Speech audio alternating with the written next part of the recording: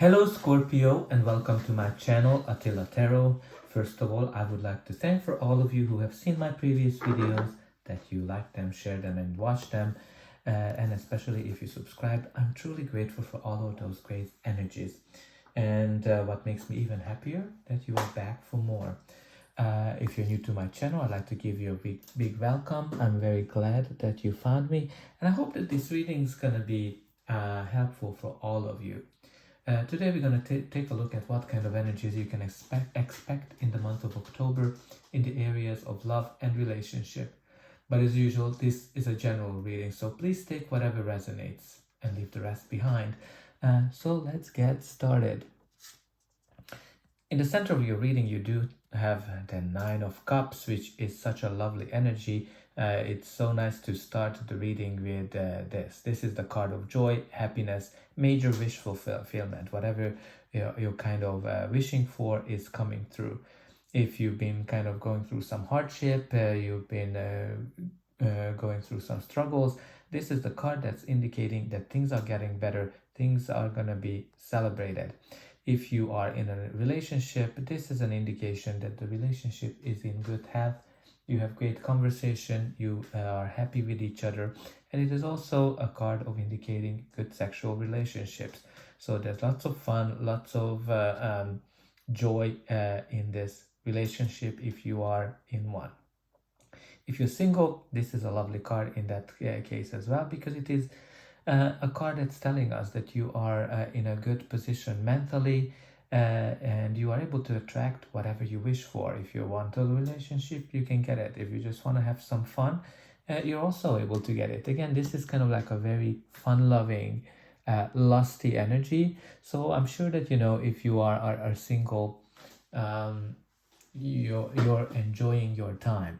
But let's see what are the other cards surrounding it. So the Three of Wands, that's what your reading is starting with. This is the card of planning. This is the card of early successes. When you're taking at a new stack of things and you are looking for a new horizon. If you are in an existing relationship, this is definitely a great card to have, because it is an indication that you're planning ahead, you're making your next move, what's going to be the next horizon of a relationship. Maybe some of you are thinking about getting married, getting engaged, but definitely broadening your horizon.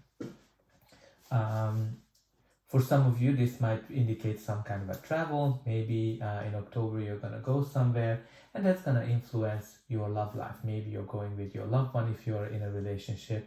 But some of you might go on a trip and maybe have a fling, a vacation, fun that might influence you. In some instances, this card can also indicate that you might be in a long-distance relationship with somebody who's not close to you. But if you're single, this is the card that's telling us that you're enjoying your freedom, you're enjoying having fun, you're enjoying the adventures that are coming to your life, and it's a nice time for you to have, especially with the Nine of Cups. They are definitely not worried about anything. You're having a good time.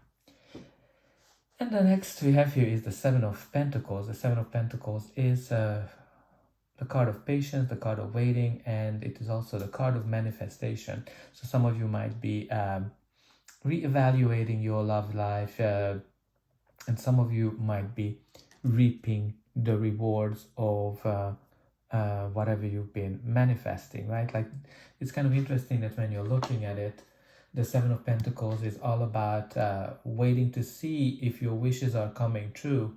And the Nine of Cups is actually indicating that all of those wishes are manifesting. So I think for some of you, they're definitely manifesting your wish, and this is the same.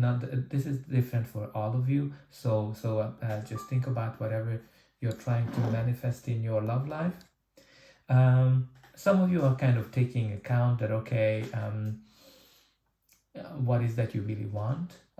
You're kind of evaluating your current relationship, you're evaluating your dating experience, and you're kind of wondering when your wish, whatever you're wishing for, is gonna come true. But again, you do have the Nine of Cups, which is indicating that it is actually very close and it is in the center of your reading. And now the next we have here is the Fool. The Fool is the card of a new chapter in our lives, where you're kind of starting something fresh. This is a very adventurous energy. It's kind of very similar to the Three of Wands in the sense that you're kind of taking a leap of faith. You're taking a new step into a new direction where you don't necessarily know what the future holds. If you're single, this can be an indication of some kind of a new relationship coming in. But again, this is like a very adventurous, very fun type of relationship.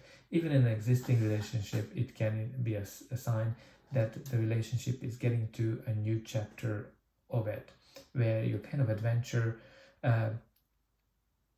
with each other, that like you're going on an adventure with each other, you discover new things. The next we have here is the Knight of Cups. The Knight of Cups is can be a person, it can be you or somebody you're dealing with, but definitely Knights are the card of action. So some of you might be getting some romantic invitation. Now this romantic invitation can be varied. Like for some of you it might be just, okay, let's go out for a date, see, let's have a dinner and see where it goes. Some of you might be getting invited for, okay, let's go study, if people still use that term. Some of you might be invited to get engaged or get married. Definitely this is the card of romance, the romantic invitations, where things are dreamy, things are very, very nice. So there's definitely love in the air for you, Scorpio. The next we have here is the King of Swords. So the King of Swords can again mean a person, you, or somebody you're dealing with, or just the energy of the card. This card is definitely indicating somebody who is very smart. He cares about the truth. He's very witty. He's very a good conversationalist. Sometimes, you know, he can be a little bit rough around the edges in terms of his sentences. But, you know, he definitely speaks his mind. He's a very caring person. But, you know, he can seem cold at some times.